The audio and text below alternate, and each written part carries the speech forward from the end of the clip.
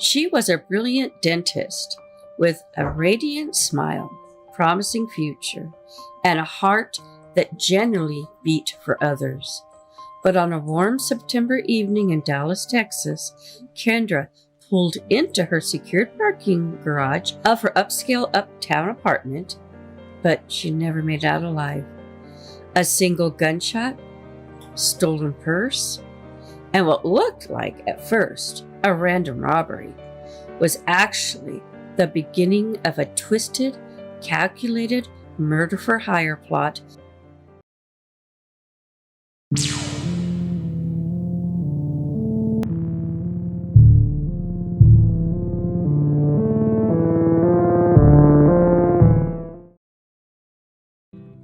This is a tragic story of Kendra Hatcher, a woman who targeted not for who she was, but for who she dared to love.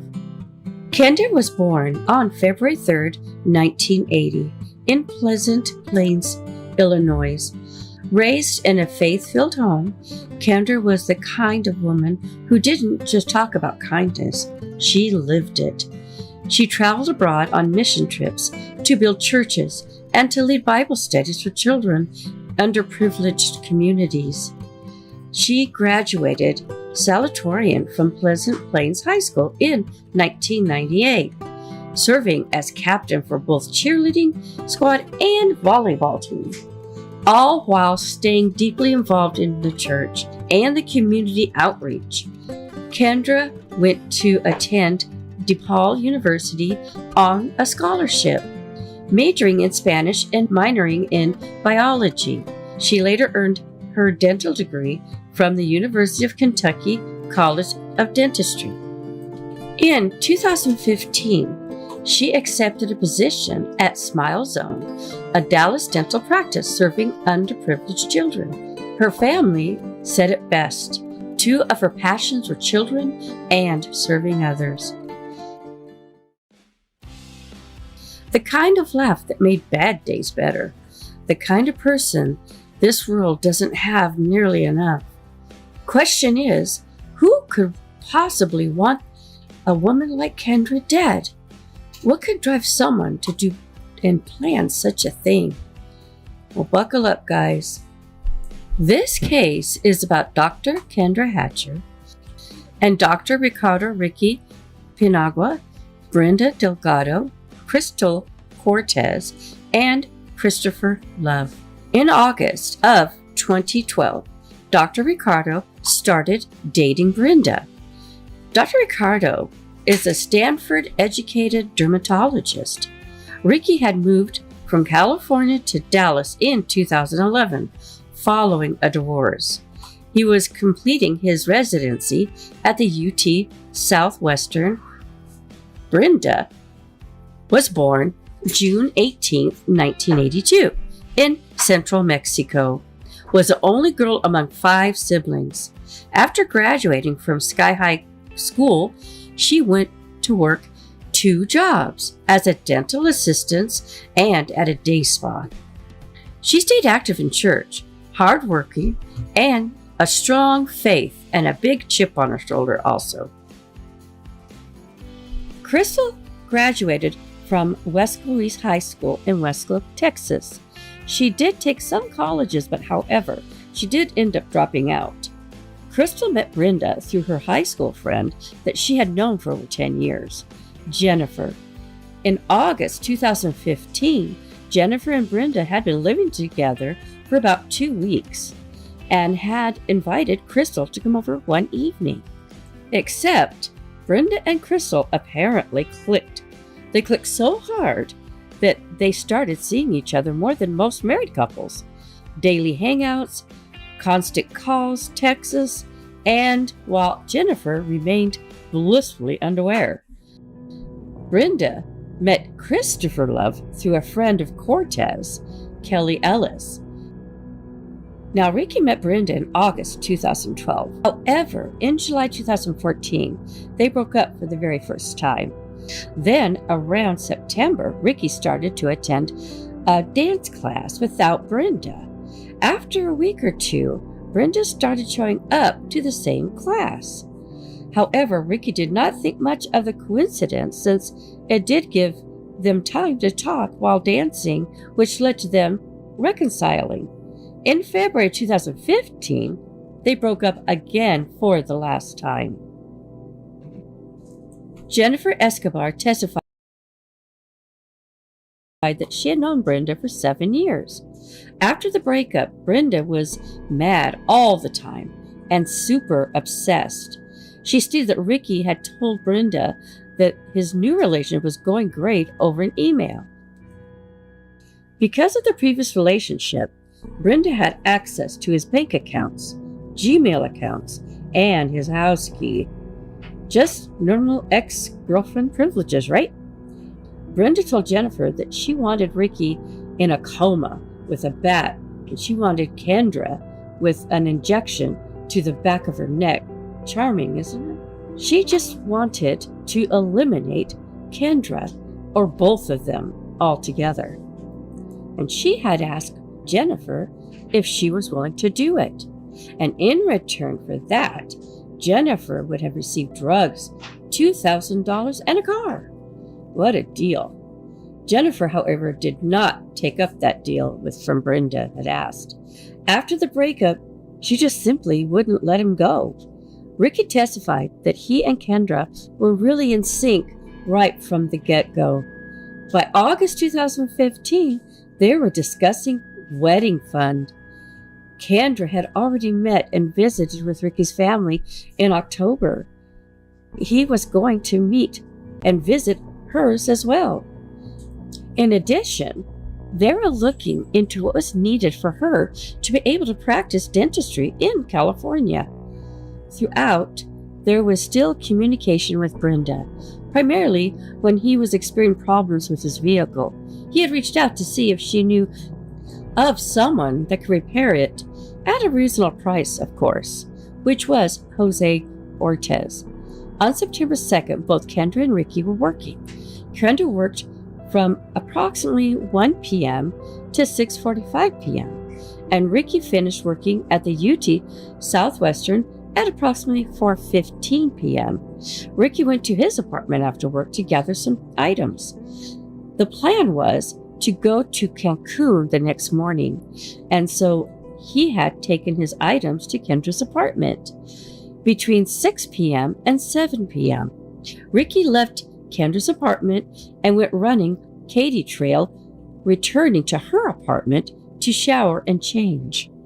Ricky said that he didn't have his phone with him while he was running, so when he got back to her apartment, he saw that he had some text messages, one for approximately 7 p.m. saying that she was on her way, and another 20 minutes later saying that she had decided to go to Rosie's apartment to pick up some underwater camera. Then approximately 7:35 p.m., she sent another text that she was again on her way back to her apartment. Around 8 p.m., Ricky sent her a text message that he was getting a little bit hungry and was just checking in to see what her dinner plans were. Ricky saw that the message was not read, and approximately 10 minutes later, he sent another message that he was getting lightheaded and he was going to go and get some food. Then around 8:05 to 8:10 p.m., Ricky leaves Kendra's apartment on the 17th floor, goes down to the first floor. Then he walks to a taco stand that is directly across the street from her apartment. Ricky sent another message to Kendra stating that it looked like she might need to find another place to park tonight due to there were high-level police activity blocking the entrance to the parking garage. At 8:45 p.m., Ricky left to go back to his apartment. During this time, he was sending text messages to Kendra. However, they were still showing up not read. He wanted to know if she needed to get any last-minute items. Ricky was at his apartment until about 9:30 p.m. when he took another Uber back to Kendra's apartment and arrived right around 9:45. Ricky said that normally he would go over to Kendra's apartment, and it was a simple process. He was on the guest list and he had to go to the front desk to order the buzz-in to the floor. Then he could go to her apartment since he had a key. Ricky had no reason to suspect anything was wrong. Visiting Kendra's was a routine. He was on her guest list, he had a key to her place, and normally it was a quick, effortless process. But that night, it felt different the moment he walked into the lobby. He went to the front desk as usual, gave his name, and waited for the usual buzz up to her floor. Instead, the clerk raised his hand and said, "Hold up." Something in his tone made his stomach drop. Seconds stretched into what felt like hours before the word came, "There's been an incident." And outside Kendra's apartment, the flashing lights and the officers and the crime scene tape told him everything he didn't want to hear. Singh met Kendra in 2014 and became best friends. Dr. Singh was traveling to Michigan at the time. However, she had a waterproof camera, and Kendra had asked her if she could use it for her upcoming trip to Cancun. Because Rose trusted Kendra, she's been over to her apartment many times, she gave her permission to enter her apartment through the doorman. Kendra left her a note that said that she'd gotten the camera and that Dr. Singh didn't find that note until Kendra's funeral. And Dr. Singh ended up finding out about the murder through Ricky. Now, Crystal said that Brenda showed her pictures of Ricky and Kendra.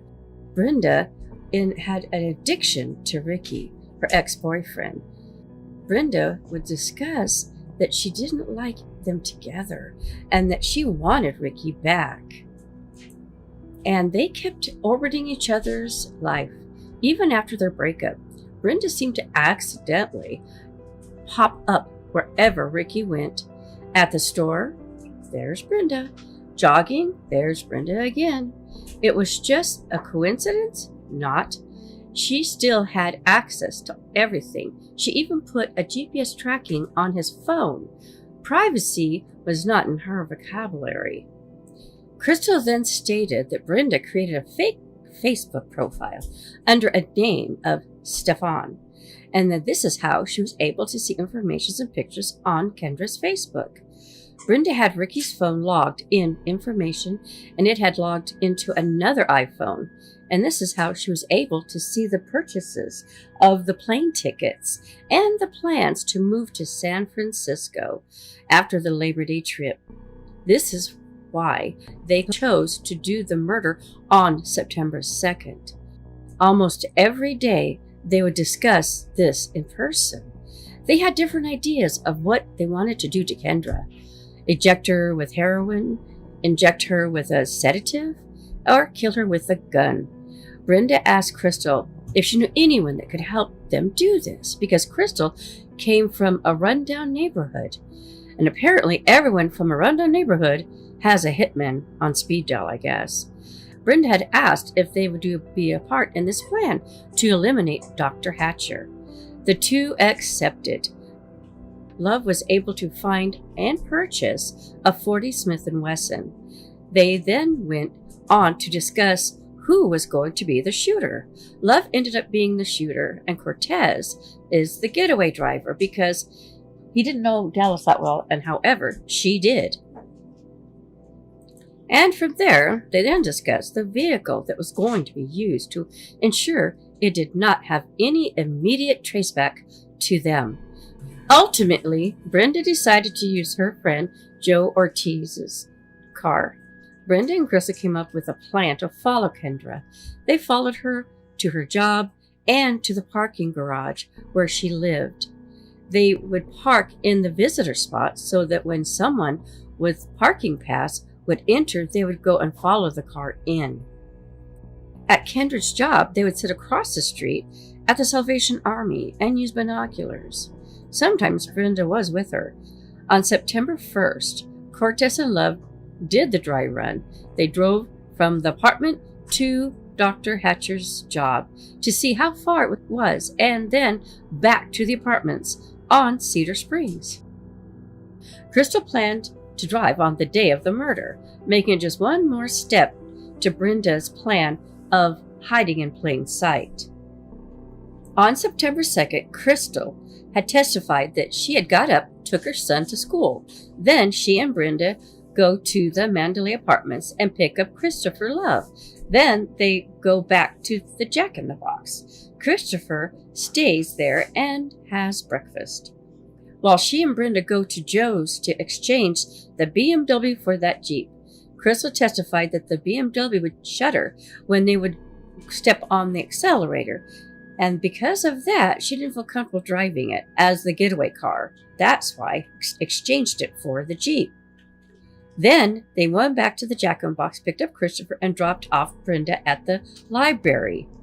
They then go to Kendra's residence and parked across the street for about 30 to 60 minutes because they were trying to follow her and get an early start. After accessing the apartment garage, the parking where Kendra was normally going to park was packed, and so they had to park on the opposite side of the gate.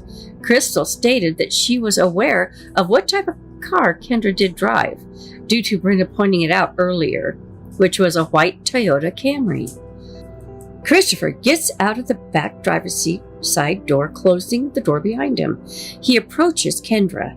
Crystal then backs out, and Love runs back into the Jeep with Kendra's belongings, her purse, and the camera. Crystal had stated that Brenda wanted to look like a robbery gone bad. When he gets back into the car, he gets into the passenger door and crouches down so that he will not be seen. When attempting to leave the parking garage, Crystal stated she saw Dr. Hatcher lying face up on the ground. Now, Brenda notified Crystal that she was going to go to Mexico after the murder was completed. However, Crystal stated that she did not have a backup plan. The last time they spoke was the day after the murder. Almost immediately after being interviewed by investigators, Brenda fled to Mexico. On April 6, 2016, she was added to the FBI's 10 most wanted fugitive list. 2 days later, she was captured in Torreon, Mexico. I'm probably butchering that too.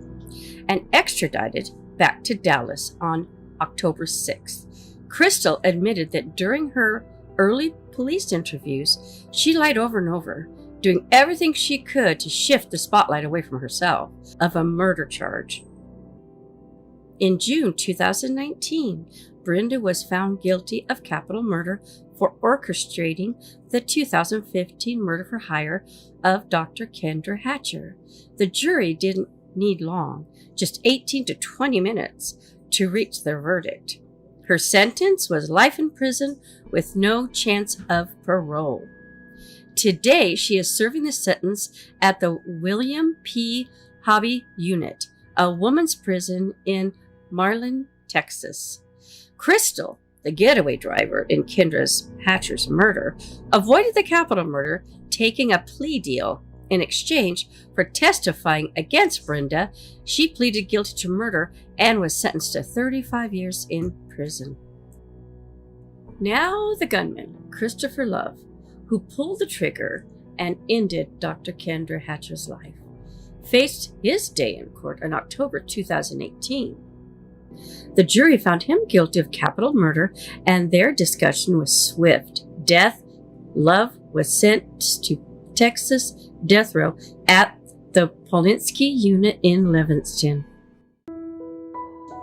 Now, for Ricky, life without Kendra Hatcher has been a hollow echo of what could have been.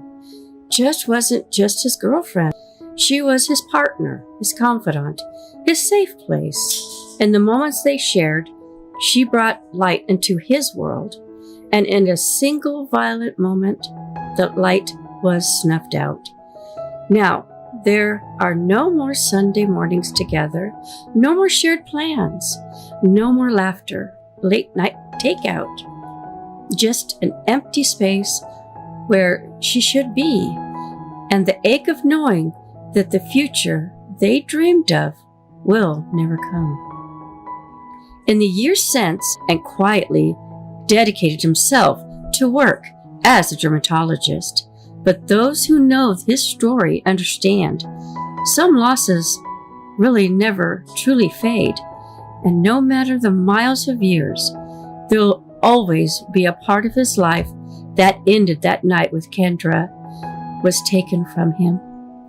But justice, as neat as it looks on paper, doesn't bring Kendra back. It doesn't fill the quiet space beside Ricky, and it doesn't return the joy she brought to her parents, her friends, and her family. She was stolen by envy, by greed, by cruelty, and by jealousy. And the world is smaller without her, so we will always remember her. Thank you so much for joining us on another case. Your support means more than you know. Please stay safe, stay cautious, and remember, always lock your doors, take care, and until next time, bye for now.